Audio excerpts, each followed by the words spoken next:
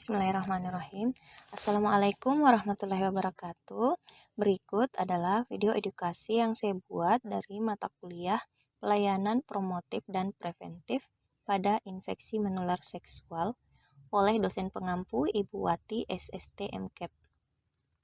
Adapun pembahasannya yaitu mengenai layanan kesehatan masyarakat dalam penanganan infeksi menular seksual atau IMS oleh saya sendiri Hasni Tasyam, kelas F2, NIM B2406654.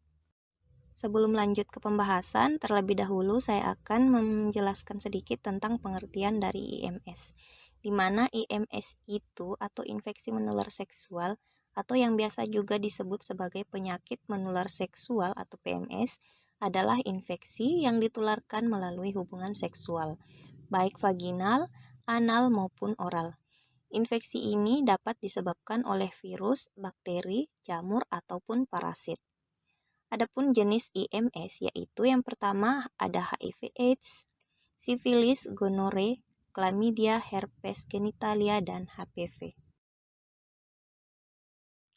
Gejala dan bahaya dari IMS. Infeksi menular seksual dapat menyebabkan berbagai gejala, seperti benjolan, luka atau lepuhan di area genital, rasa gatal, rasa terbakar, keluarnya cairan dari alat kelamin, baik wanita maupun pria, nyeri saat buang air kecil, atau nyeri di perut bagian bawah. Adapun bahaya dari IMS dapat menyebabkan komplikasi serius seperti infertilitas, keguguran, kanker serviks, hingga HIV/AIDS jika tidak diobati dengan serius. Nah, dari gejala dan bahaya IMS, maka kita harus mencegah. Beberapa cara untuk mencegah IMS adalah dengan menggunakan kondom saat berhubungan seksual, setia pada satu pasangan, dan menghindari penggunaan narkoba. Selanjutnya, IMS dapat menimbulkan konsekuensi serius di luar dampak langsung dari infeksi itu sendiri. Yang pertama yaitu IMS seperti herpes, gonore, dan sifilis dapat meningkatkan resiko penularan HIV. Yang kedua, penularan IMS dari ibu ke anak dapat mengakibatkan lahir mati, kematian neonatal, berat badan lahir rendah, dan prematuritas sepsis, konjungtivitis neonatal, dan kelainan bawaan. Yang ketiga yaitu infeksi HPV, di mana menyebabkan kanker serviks dan kanker lainnya. Yang keempat yaitu hepatitis B, mengakibatkan lebih dari 1 juta kematian pada tahun 2022. Sebagian besar disebabkan oleh sirosis dan karsinoma hepatoseluler. Yang kelima yaitu IMS seperti gonore dan chlamydia merupakan penyebab utama penyakit radang panggul dan infertilitas pada wanita. Itulah tadi pengertian jenis, gejala, dan bahaya dari IMS serta konsekuensi serius dari penyakit IMS. Sekarang kita masuk ke pembahasan, yaitu layanan kesehatan masyarakat dalam penanganan infeksi menular seksual atau IMS. Di mana layanan kesehatan masyarakat dalam penanganan IMS melibatkan beberapa tahapan, mulai dari pencegahan, deteksi dini, perawatan, dan dukungan sosial.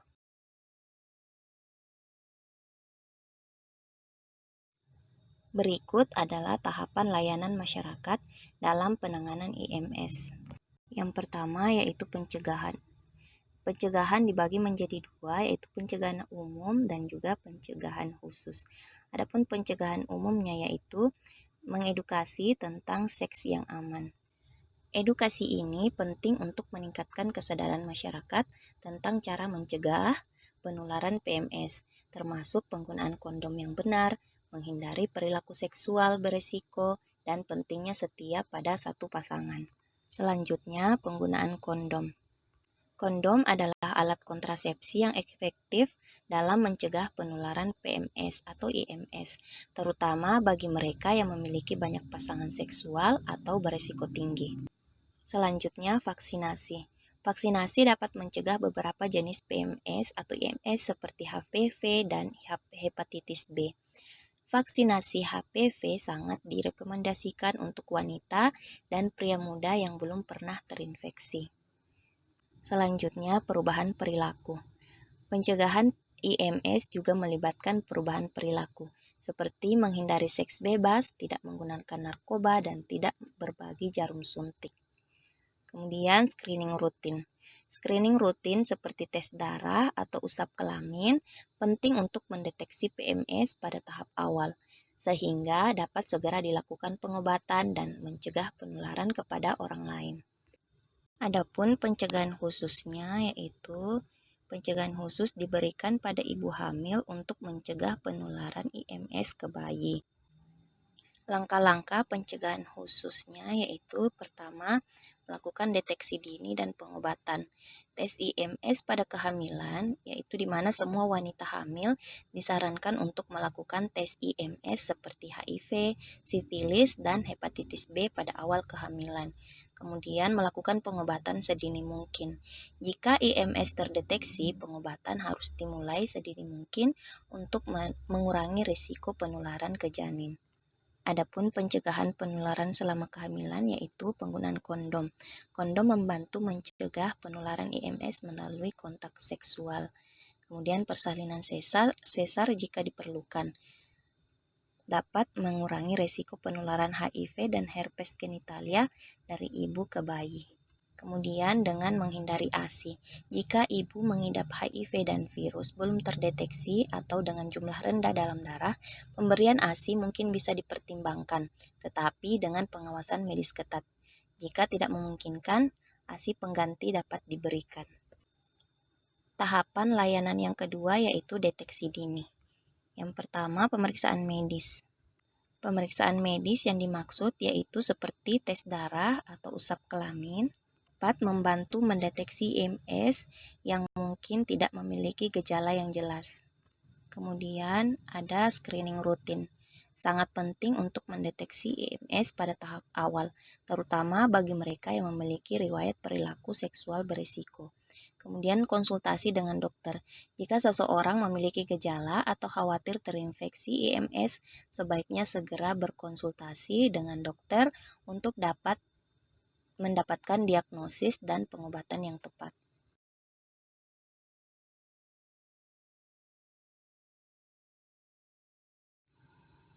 Tahapan yang ketiga yaitu perawatan, di mana perawatan meliputi perawatan medis.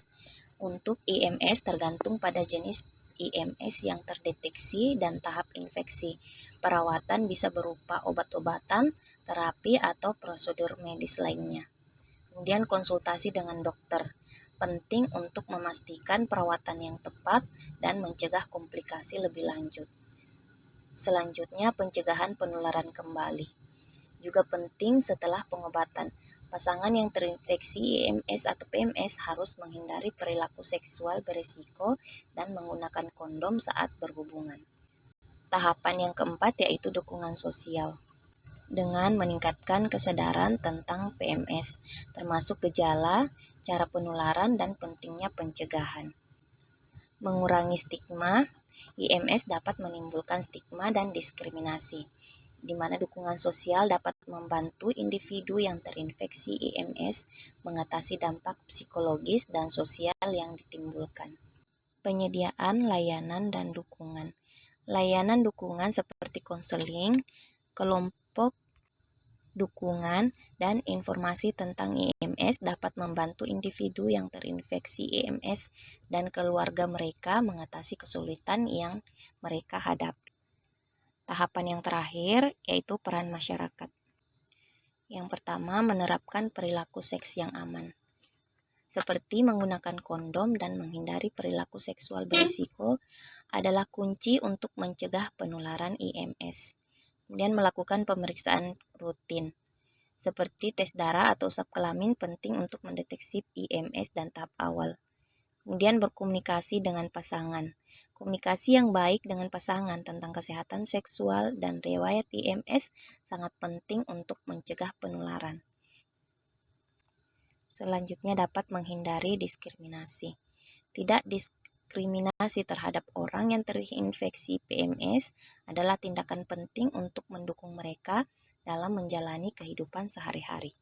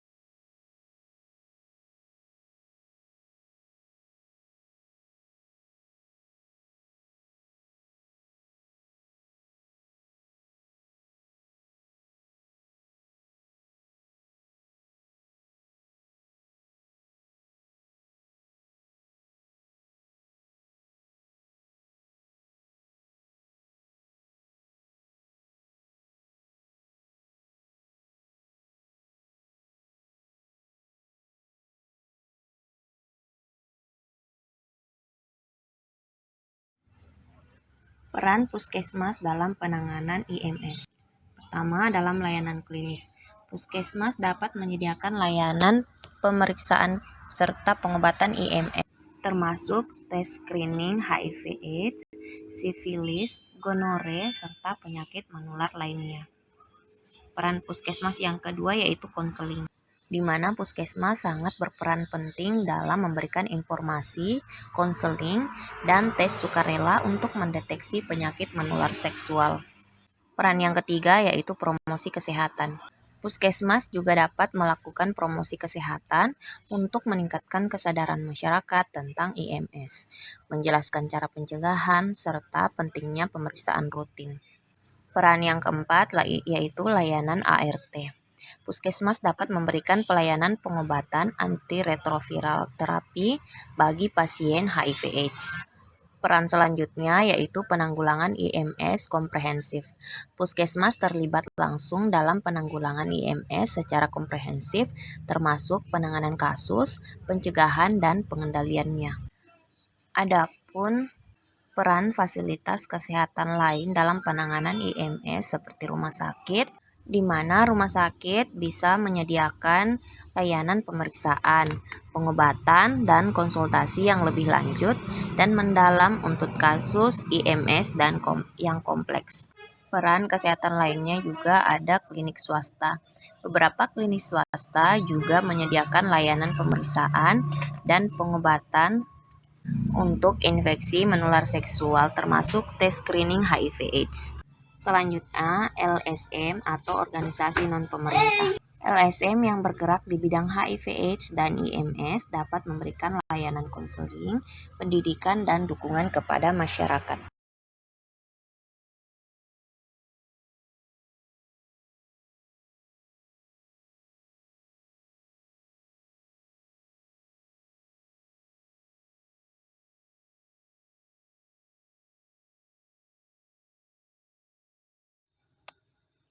Selanjutnya, adapun kesimpulan dari layanan kesehatan masyarakat dalam penanganan infeksi menular seksual, yaitu melibatkan pencegahan deteksi dini, perawatan, dan dukungan sosial. Pencegahan meliputi edukasi tentang seks yang aman, penggunaan kondom, vaksinasi, dan perubahan perilaku seperti tidak berganti-ganti pasangan seksual. Dengan demikian, layanan kesehatan masyarakat memainkan peran kunci dalam penanganan IMS, mulai dari pencegahan, deteksi dini, pengobatan, hingga peningkatan kualitas hidup penderita. Sekian dari saya. Saya ucapkan banyak terima kasih, lebih dan kurangnya mohon dimaafkan. Wassalamualaikum warahmatullahi wabarakatuh.